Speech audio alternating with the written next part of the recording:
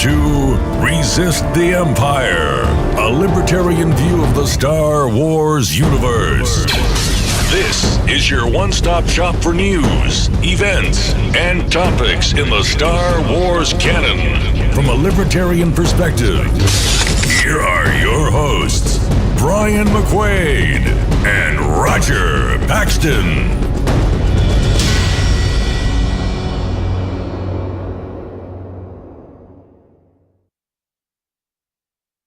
Welcome to Resist the Empire. My name is Brian McQuaid. And I'm Roger Paxton. And how you doing tonight, Roger? Fantastic. How are you? Very excellent.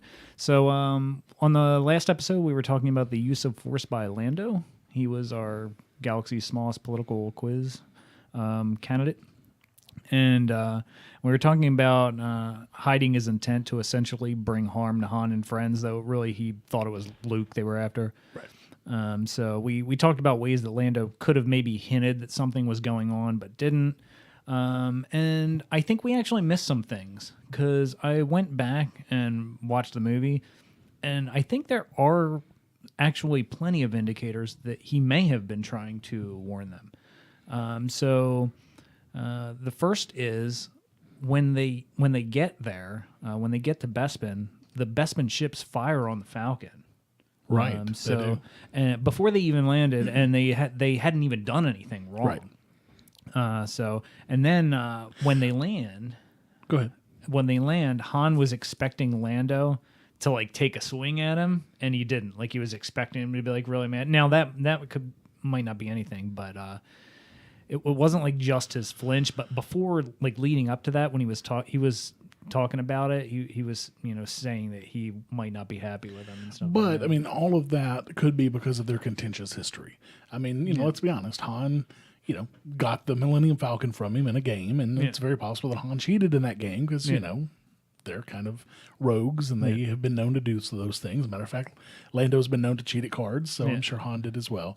So it could be just related to that contentious history. However, looking at it from that perspective, especially the cloud cars firing on the Millennium Falcon, why else would they do that?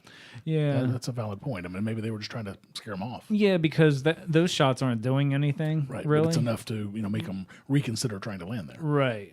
Yeah, that was kind of that. So I did want to bring that up because I kind of thought about it a little bit more after the show. So we have a couple new Patreon supporters this week. Yeah. Benjamin at $1, scruffy looking Nerf herder level. Thank you very much. Thanks, Ben. Very awesome of you. And Chris R at the Buckethead level, he actually donated $130 in Bitcoin for the year for the show. Yep, all at once for the whole year, which breaks down to about $11 a month. So we put him at the Buckethead level. Thanks, Chris, so much, and Ben, thank you guys both so much. Yeah, very nice. And I actually kind of feel bad because I saw Chris, so we know Chris. Yeah. And I saw him the other day, and my schedule's been so hectic and sane that I didn't even think to thank him in person when I saw him. And then I left, and I was like, oh gosh, I feel so horrible. I hope he's not mad at me. Yeah. So we got an email from a listener, Carl. Yeah. And he had a couple different things that he was talking about, the waxworms, plastic bag article that we were talking about. But then he had an interesting point that I wanted to bring up on the show. He was talking about interstellar multi-generational travel, and he thought that it would be unlikely that any mission would be dependent on a smallish set of humans to reproduce as we know it. Then that's too risky. So if they decide to grow the crew's replacement, he thinks it would be more likely that artificial wombs would be used, test tube babies, if you will, that kind of thing, preserved on board. And there's been many sci-fi movies that go along with that show that sort of thing. Yeah. So I definitely think that is certainly on the path. I mean, I think that we'll eventually be there. Yeah. As a matter of fact, we're definitely much closer to real test tube babies than we are to to interstellar travel. But for that matter, even cloning might be a good option. And that's another thing he mentioned was the ability to not specifically cloning, but the ability to store human consciousness electronically, which this has also been explored in different movies and whatnot. But it was pretty good. And he also was talking about a story written by his son, and we can drop that on the show notes. It's actually a little podcast thing. Yep. I haven't had a chance to listen to it yet, but I definitely want to. So a couple other things I want to get to here before we get moving along. came across a couple articles. Star Wars 10 Reasons the Galactic Empire wasn't as bad as everyone thinks. This is from whatculture.com. Right. And I only have one note on here, and it is, this is obvious Empire propaganda. Yeah, because I mean, I can't really agree with many of the 10 points that they had in that article, to be honest. But it's a really good article. You should definitely check it out. And it'll be in the show notes as well. Yeah. So, and then my retort to that would be this other article, which I either read a text version of this, or I did see it and completely forgot. But Kathleen, who was actually on the Free Coast, the Free Coast Freecast the other day, she sent this to me, and it was done by FEE, the Foundation for Economic Education, and it's titled "What's So Bad About the Empire." Definitely encourage you guys to watch that. It's a pretty good video. It starts talking about like, hey, you know, what's so bad? How does it really affect the everyday lives of the regular citizens? And then by the time you get to the end of it, you see how it's affecting it. And then I wanted to address the. I did say we'd come back to this. I can't remember his name. I think it was Ben. I think his name was. It was someone on Facebook that made this comment, and it was asking who was more libertarian, the Republic or the Separatists. Right. So I did a little digging around. Now, according to Wikipedia, for decades, numerous planet species and groups have been trying to reduce the power of the Galactic Senate, lower or eliminate taxes, graft in exchange for political favors, or withdraw from the Republic for various isolationist or xenophobic reasons.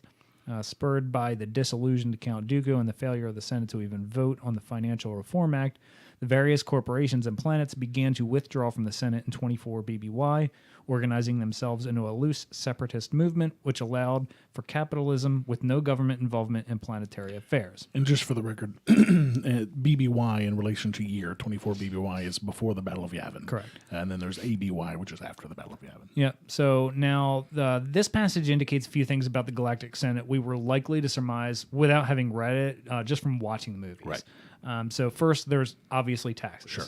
All right. And pretty high taxes because they're having to, fund a pretty hefty military. So. Yeah.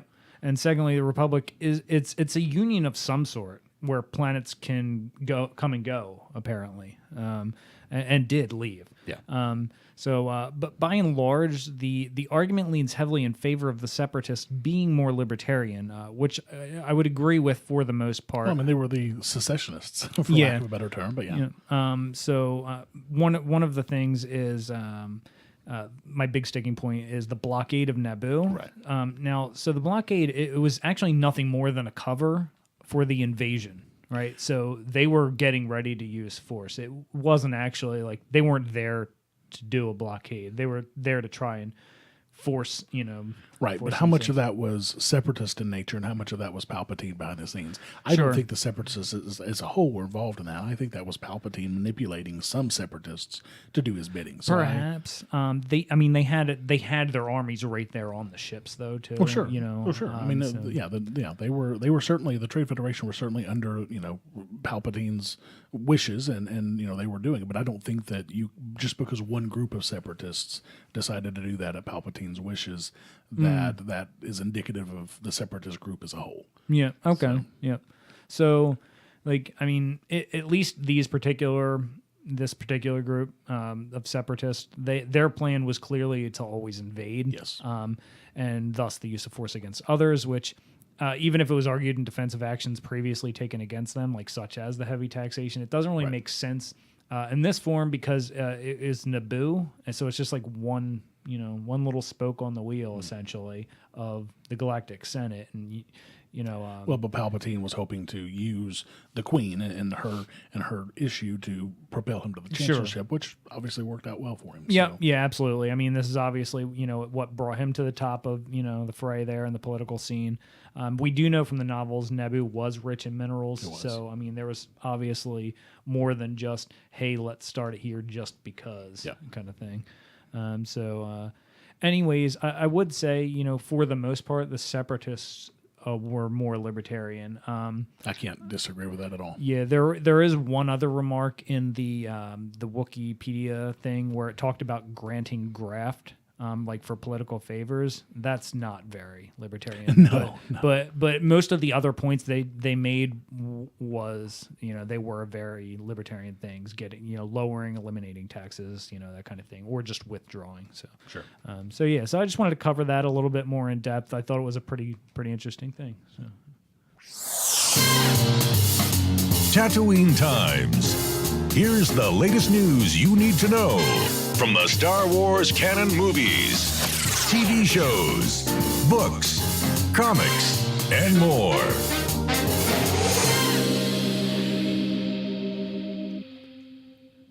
So Star Wars Episode 9 started over after Carrie Fisher's death. This is from /film.com. Carrie Fisher's tragic death rocked the world in a galaxy far, far away, but while the world had to come to terms with losing a beloved star, Star Wars Episode 9 had to grapple with losing their general. And after they mourned the loss of Fisher, the team behind Episode 9 had to rethink how they were moving forward with the sequel to The Last Jedi, Lucasfilm president Kathleen Kennedy said. In the end, the only option was to not have General Leia Organa appear at all. I disagree. That's the only option. However, that's the option they chose. Yeah. Whatever. So, director Colin Trevorrow and co-writer Derek Connolly had originally planned to include Leia in Episode 9 until Fisher's sudden passing. After the team tried to figure out how they could continue Leia's story, they ultimately decided to leave their original ideas behind, Kennedy told Entertainment Weekly. And this is my biggest concern of them going this route, is that it's obviously making a large impact on how Episode 9 is developing. And, obviously there's still plenty of time to make it work out. Especially with, even we saw with Rogue One, they were changing things up to the last minute even. But it just concerns me because it's put them in a whole different direction, I'm afraid. And I'm afraid it might be throwing them off. I don't know. I'll look forward to the Episode 9 commentaries on how things would have happened. Well, if they give us any, obviously in the Rogue One Blu-ray, they gave us nothing about any of the changes, those last-minute changes, which, I was expecting at least some deleted scenes or at least some commentary telling us, what changed and why they made these massive changes. Nothing. Yeah, and not even necessarily commentary I need, but we're going to get stories. Stories will come out like, hey, this is the direction it was going to go kind of thing. In fact, we get a story later on about how something changed in one of the prequel movies, which I thought was pretty interesting. Yep. The Last Jedi, Kylo Ren's TIE Fighter reveal. Oh, and it looks Have you seen sweet, this? yes. Yeah, that's awesome. So this was from StarWarsNewsNet.com. Kylo Ren appears to have a new TIE fighter in The Last Jedi. From the looks of an image from a collectible hobby shop, the ship certainly has its own unique flair with hints of something familiar. Thanks to Corey at MakingStarWars.net and the source Mikado, we get our first look at Kylo Ren's new TIE fighter. It's hard to decipher from Mikado's image, but the wings have a hexagonal shape, immediately reminiscent of the TIE interceptors, with a nod to Darth Vader being the first curved wing TIE fighter we ever saw. This should come as a shock to no one, as we know Kylo Ren is rather obsessed with the Empire and his grandfather. And then at Real J Burns, who's John Burns, he has a nice artist rendition of this. It's pretty sweet. And you can find that on the notes as well. Yeah, and I wonder who got fired because that somebody either got fired or got in trouble for revealing this information probably sooner than they were supposed to. Yeah, but it's really sweet. I can't wait to see it in the movie. Yeah, so that looks like really cool, and I also cannot wait to see it. It looks pretty sweet in that artist rendition as well. Yeah. So Star Wars Battlefront 2 news. Sony and EA could have huge surprise for fans. From express.co.uk. We get a lot of news from them. I've noticed. I've kind of come across their stuff all the time. The latest PlayStation newsletter suggests that Star Wars Battlefront 2 will be compatible with PlayStation Virtual Reality. That's awesome. I'm pretty excited about this because I've kind of been wanting this, but I've been sitting on the fence because I haven't had a lot of time for video games lately. Well, I don't even have a PlayStation, but it makes me consider going out and buying one because we bought Battlefront 1, and I used to play the old Battlefront games, years ago. Yeah. Battlefront 1 was fun. My issue with Battlefront is that the fun died off after a while because there was a lack of content. It just seemed very, repeatable. I mean, it's like you're doing the same thing over and over again. These are things that they've learned from in 1, and that they're swearing that they're going to do better in 2. Yeah. So I'm very excited to see how that plays out. Yeah. So if the reports turn out to be true, then the exclusive PS4 content will either be announced during Sony's E3 conference or at EA's own fan event. The original Battlefront featured a post-release X-Wing VR mission, so new virtual reality content isn't beyond the realms of possibility. In terms of the core game, director Bernd Deemer has told fans to expect a game with greater depth. Yeah, and that's kind of what I was talking about. Yeah. I mean, they have to do something because after about 2 months of playing Battlefront, I haven't played it since. Yeah. Not a lot of replayability. Exactly. Yeah. In an interview with PlayStation Lifestyle, Deemer said that the characters' classes would give the game more variety. All right. So again, and it was recently confirmed that Star Wars Battlefront 2 will have a November 17th release date. Yeah, just a month before the new movie. Yep. So the Star Wars, and this is what I was referring to earlier, the Star Wars Revenge of the Sith original end, shock, Padme almost killed Anakin. Now, all right, so from the town, killed him, but right, and I think everybody knows this. Like anyone that's reading this, I think that's just poor wording on their part. Well, it's clickbait, is basically what it is. Yeah, I guess, but I mean, when you get in the article, you can kind of understand maybe where they're going with it. But yeah, it's probably more clickbait. But this is from the Express. Star Wars: Revenge of the Sith originally had an even more dramatic ending, where Padme tried to kill Anakin by cutting his throat.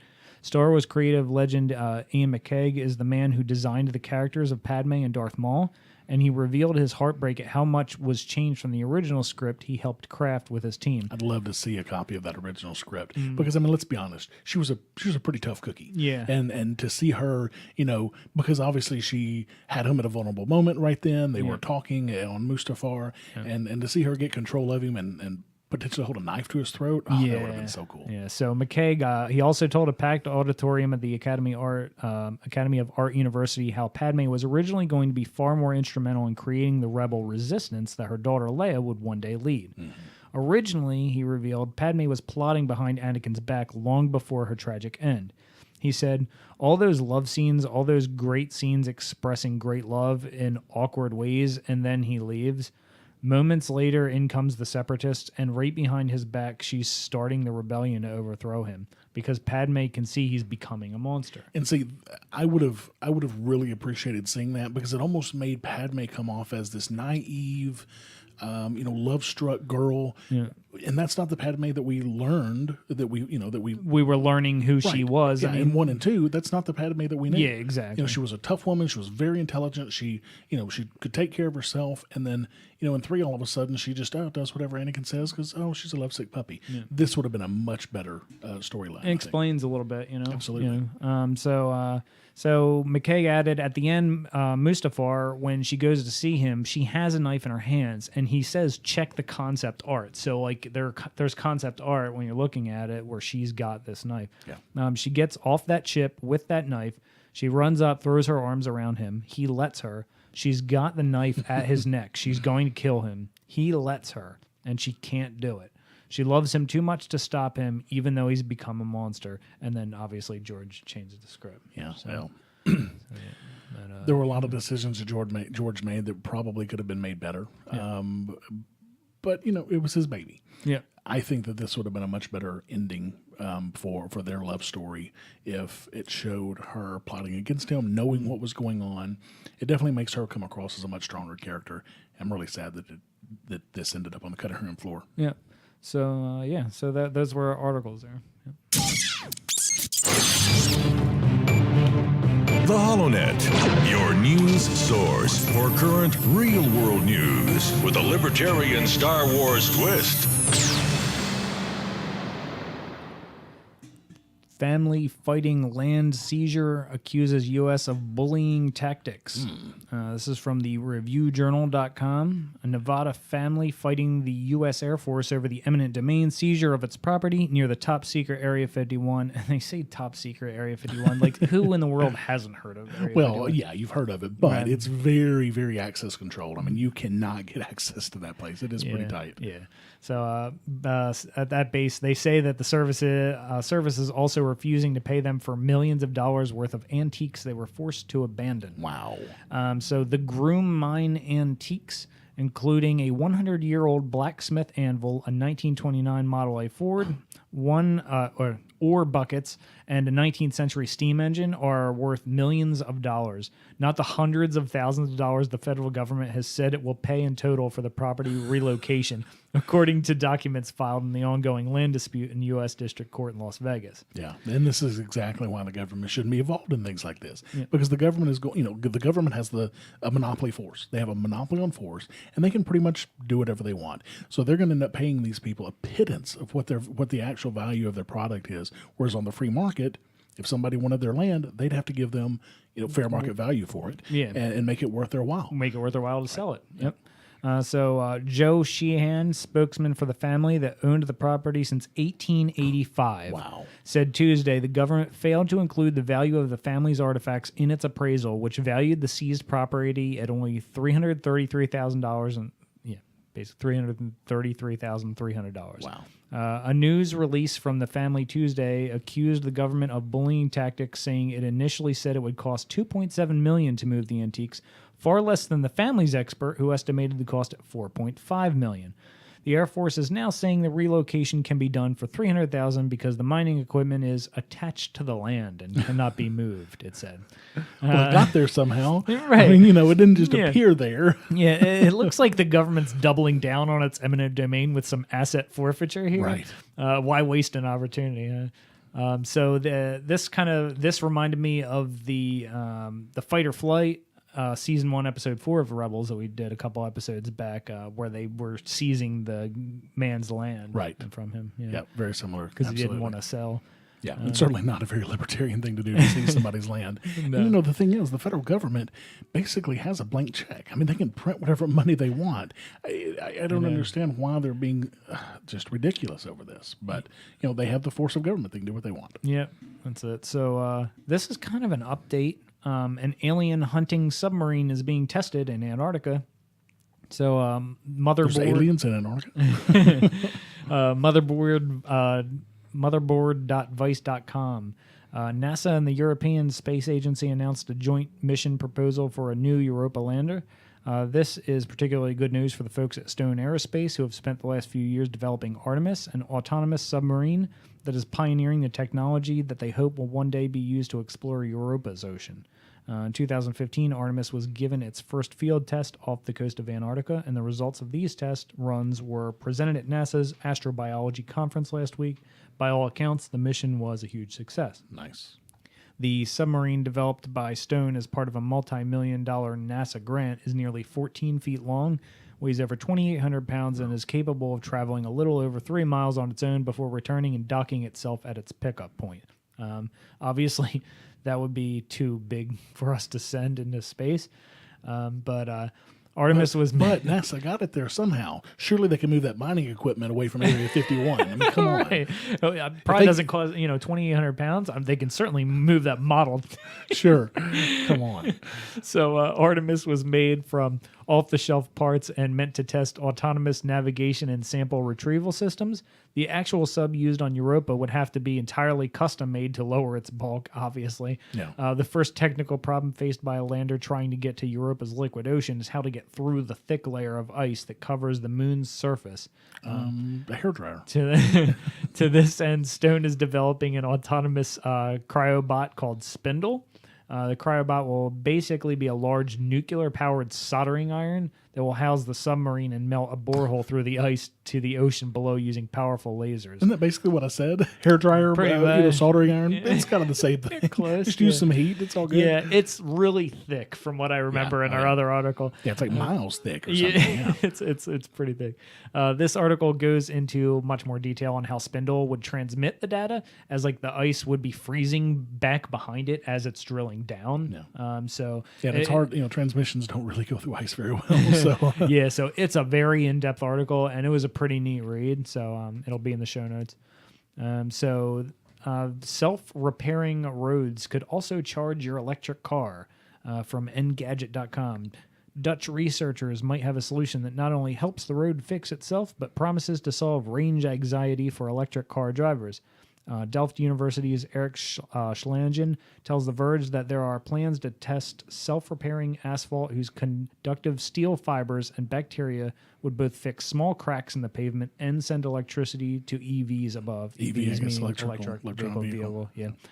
There are numerous challenges involved in making it all work. The healing requires an induction machine that generates enough heat in both the asphalt and the fibers to trigger the repair process. And of course, you'd need to both send electricity through the steel and outfit cars with wireless charging systems. Schlangen estimates that this road would cost about 25% more than usual, even if you discount the additional equipment, which, I find that a little interesting. That's only slightly more, than well, I mean, you have to understand that we've been building roads the same way for how many decades, and the government has obviously put no innovation in this whatsoever. Right. As long as the government is involved in roads, then it's always going to be the same. And, the thing about this is, if the free market were allowed to deal in transportation properly, we wouldn't even be using roads today. Yeah, and that's kind of the we don't note need roads. Yeah. We're going, we don't need roads. And there's a lot of truth to be said to that, because who's to say what innovations would have come out by now? I mean, this is 2017, for crying out loud.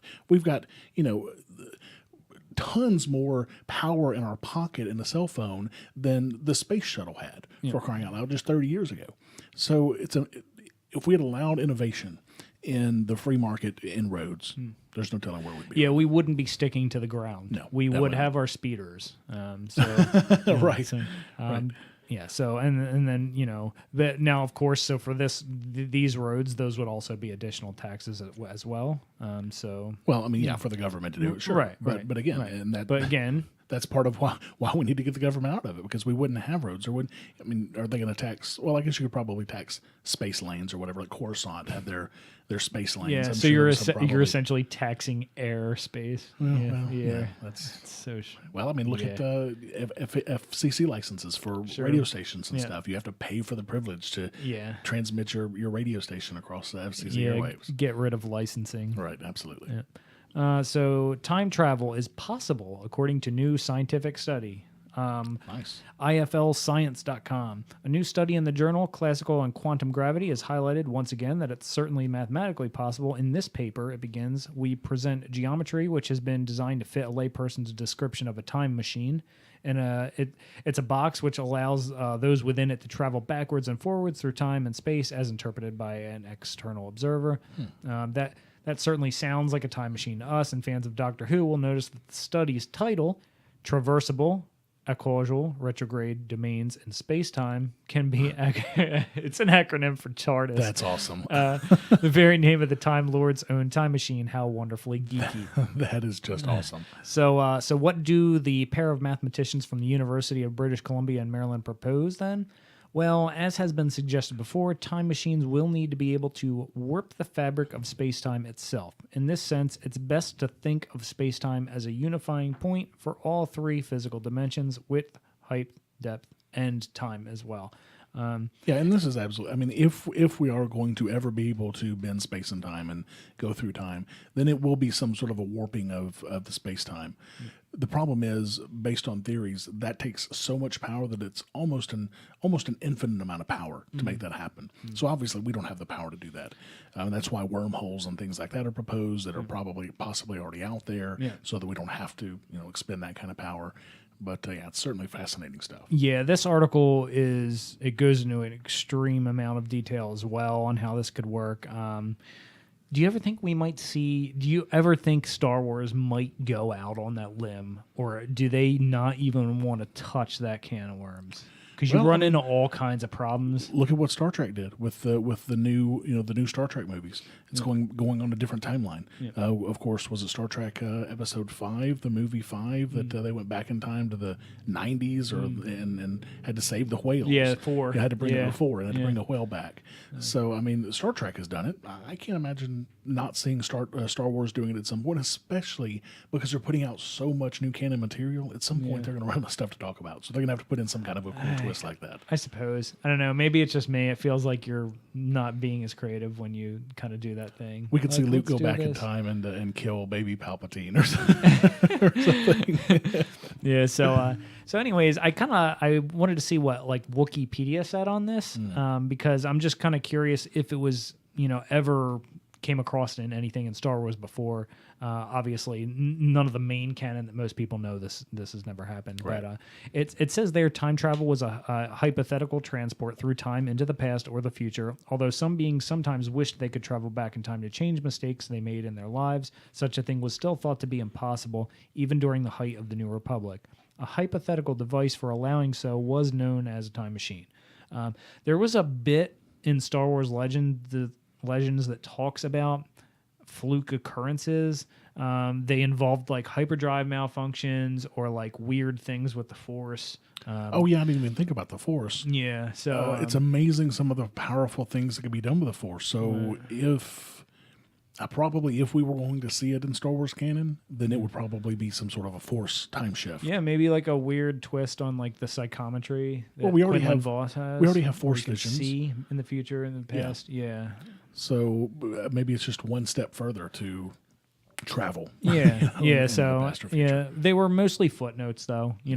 But I thought it was just kind of interesting to take a look at it. Yeah.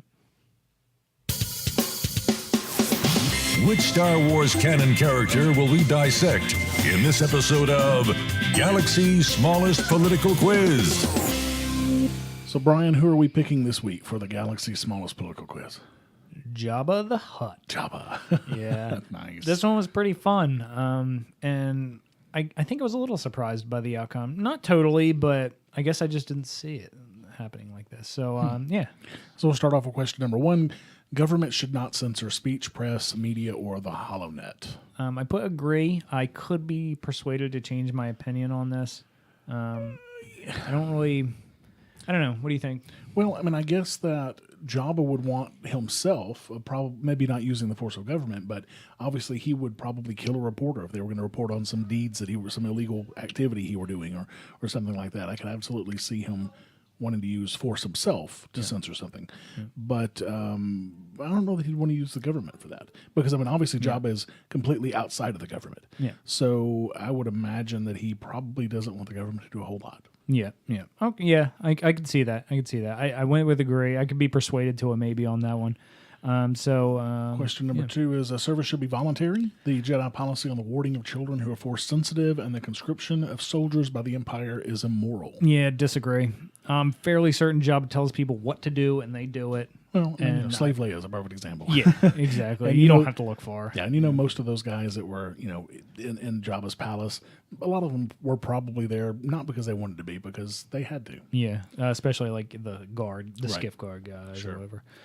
There should be no laws regarding possession of weapons for personal use. Yeah, I went maybe on this one, and I was kind of, mixed about it as well as the first question. Depending on whether it benefits him or not. Yeah, I could see both ways. I mean, obviously, Jabba would not want his gun rights restricted or his, soldiers' gun rights restricted. Right. But at the same time, I could see where he would want others to be restricted so that they couldn't stop him. Themselves. Right. So that's kind of why I went maybe on that. I was kind of stuck in the middle there. Next question is repeal laws prohibiting adult possession and use of drugs. Obvious disagree here. Yeah. There's obviously plenty going on in his palace that he has no inherent problem with, I'm sure, and it's also highly likely, I should say, he's making money off of all of that trade, which would only happen if laws existed.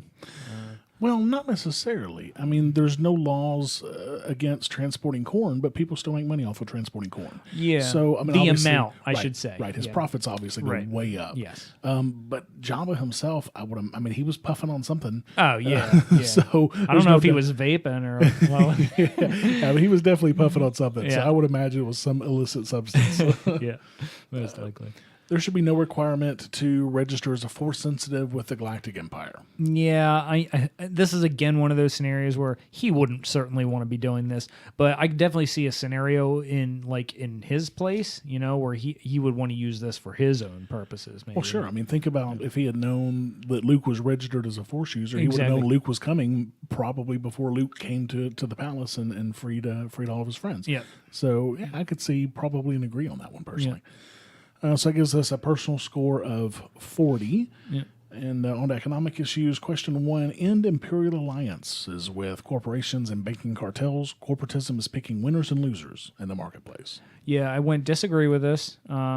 knowing the Empire is working with bounty hunters and knowing the Republic has worked with the Hutts in the past means he probably does pretty good from corporatism as well. Well, I guess from the perspective that the Empire is not really on Tatooine. Yeah. He is pretty much, for lack Left of a to his better own term, devices. yeah, he's pretty much the government, for lack of a better term, because he does have that monopoly of force on Tatooine. I mean, he is the big dog. He's the strong gangster of the system. So, with that being the case, I'm sure he probably had lots of deals going on with different people who wanted to make deals with him and get a head up in corporations. Absolutely. Yeah. In government barriers to intergalactic free trade. Yeah, so I went disagree here. I'm pretty sure, again, all of his money is made on things that are illegal. Right. So this one was a simple one for me. I just went disagree. Moving on to the next. And he's making a ton more money because things are illegal. Yes. Science and technological advancements should not be controlled or regulated by the Empire.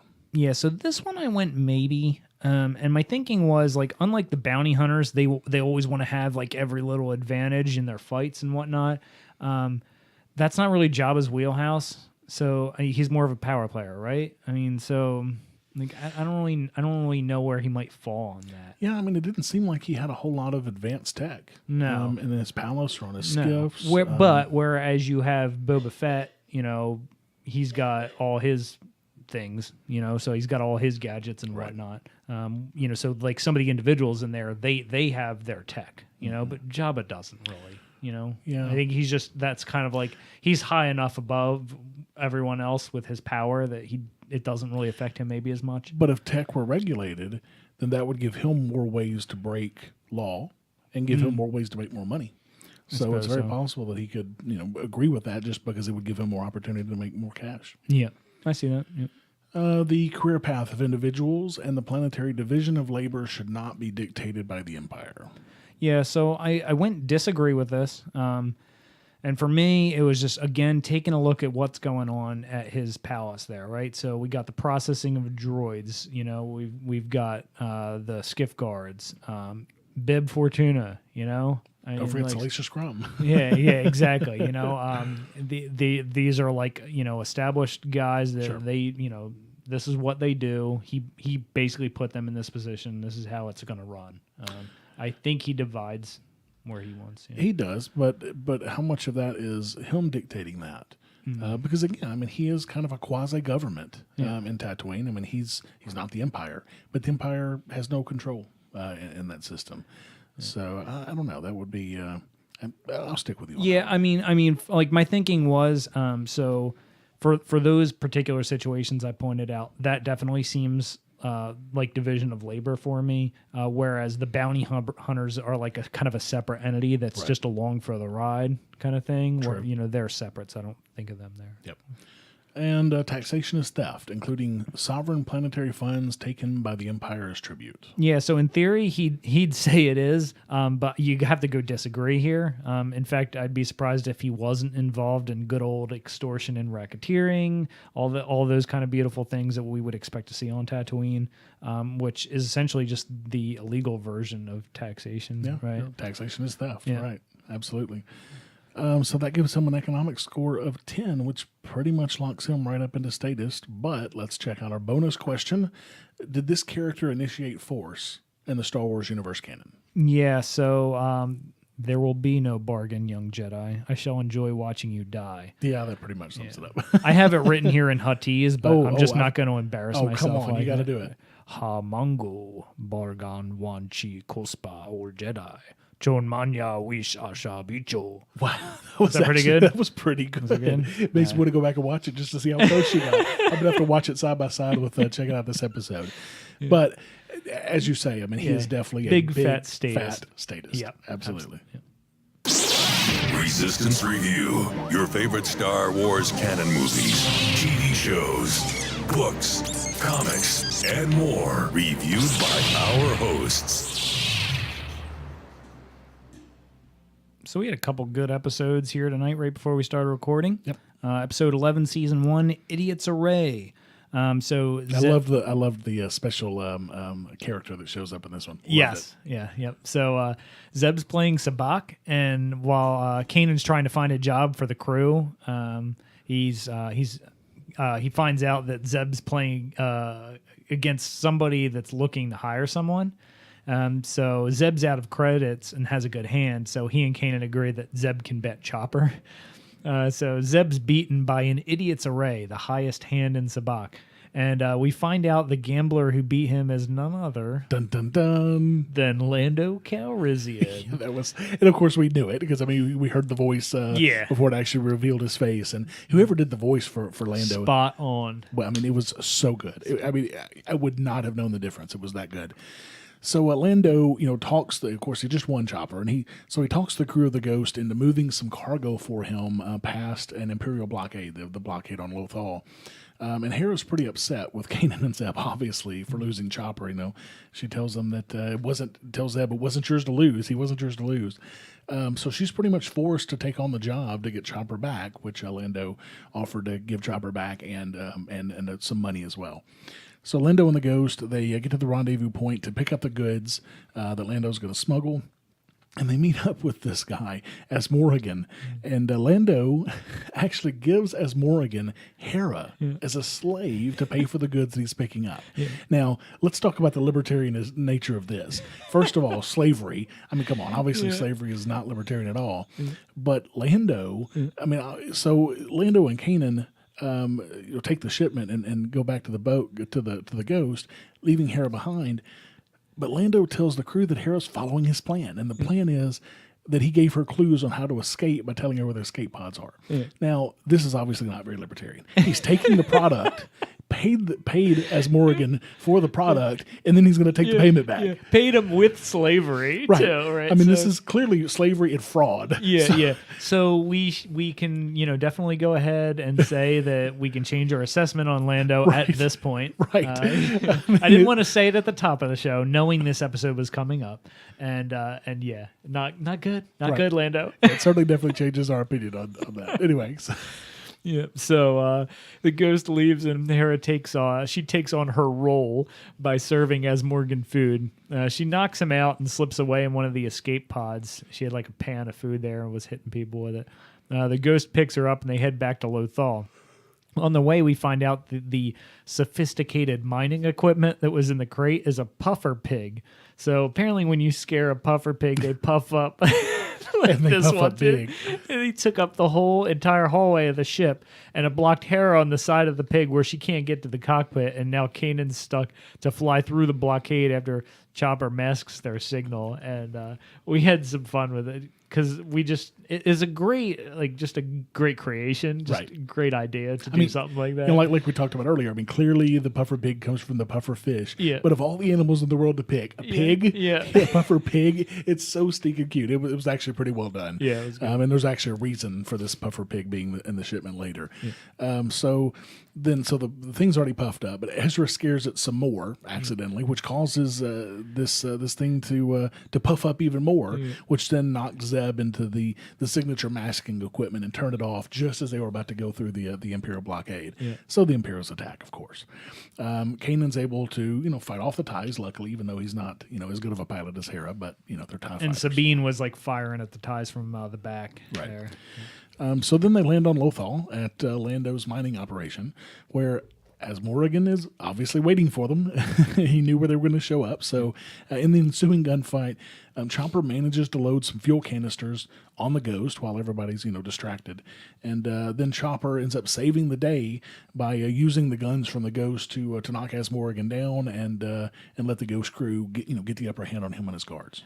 Yeah, and I thought that was an interesting point there where you say that Chopper, he loaded some gas canisters up there. So they did get payment from Lando in some form. So we find out that Lando has no credits to pay for the debt owed to the Ghost for getting the shipment. They get Chopper back, though, and Chopper shows the crew that he stole that fuel from Lando. And, of course, everyone's happy about it, which we find out the reason Lando didn't pay them was because he knew Chopper stole the fuel. Right. But again, Lando's kind of a shifty character. Right. Do we know if that was do true? Do we really believe that? Right. Yeah, for sure. So then we get on to episode 12, season 1, Vision of Hope. And so Kanan, at the very beginning, is trying to train Ezra on how to deflect blaster bolts with his lightsaber towards a specific target. And Ezra's, not doing very well at all. He's distracted, and because he's actually waiting to hear a broadcast transmission later on. And then Ezra all of a sudden has a force vision of Senator Gal Travis, which we've seen in a previous episode. And Travis was telling him that his parents were very brave. And then also in this vision, they're kind of, he and Travis are running and escaping from something. Yeah.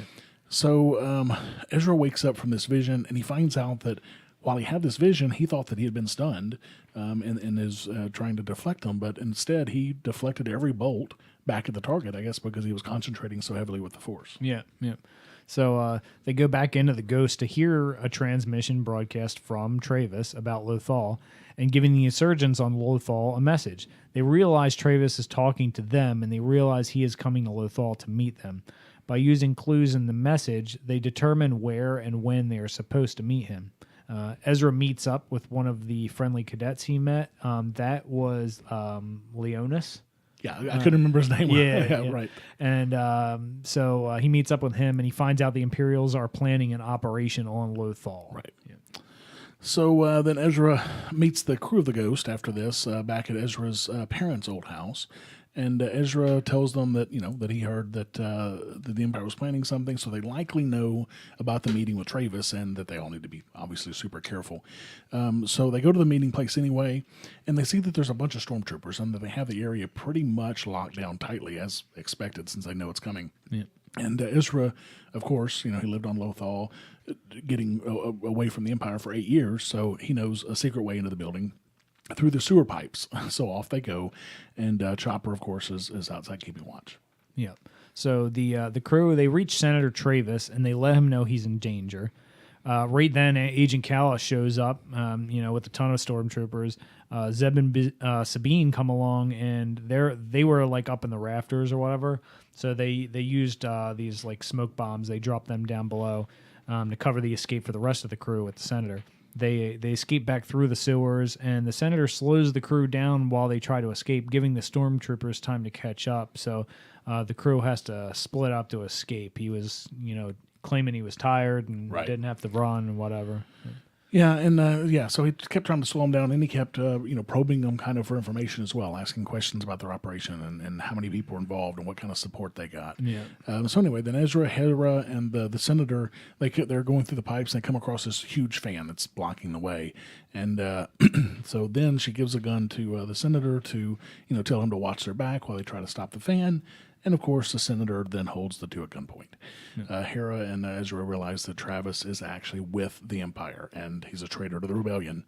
So Travis remembers Ezra's parents in this conversation and realizes that, Ezra's their son, and Travis tells Ezra that his parents are gone. And obviously that's been a source of contention for Ezra because he doesn't really know what happened to him. Right. Hera confronts Travis because the gun she gave him wasn't loaded, of course, because Hera knew all along. She picked up on the clues that were, he was slowing him down. He was probing for information, so she kind of suspected something was going on. So she punches him and knocks him out. Yeah, and I guess the blaster term for that is not charged. I think is what you said, and an uncharged weapon. Yeah. So the rest of the crew shows up at this point, and Kanan stops the fan with the Force while everyone goes through. Kallus shows up and looks at Travis, very disappointed for not being able to stop the crew's escape.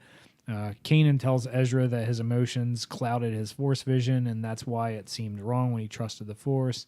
And it takes training and discipline to see the Force clearly, which, We've heard that before. Ezra's kind of like, so Hera and Ezra, they lament that they were wrong about Travis because they have hope that things will get better, and they will, Hera says. They'll have a new hope. Yep.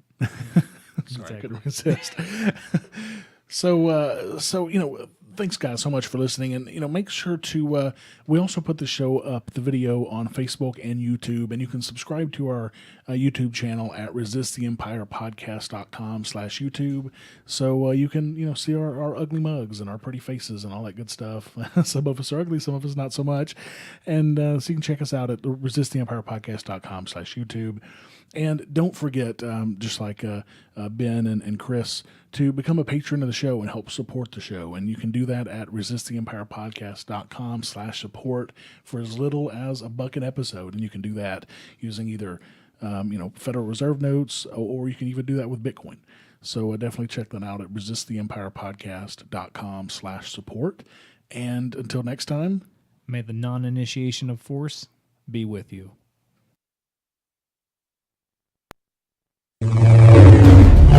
Thank you for listening to Resist the Empire.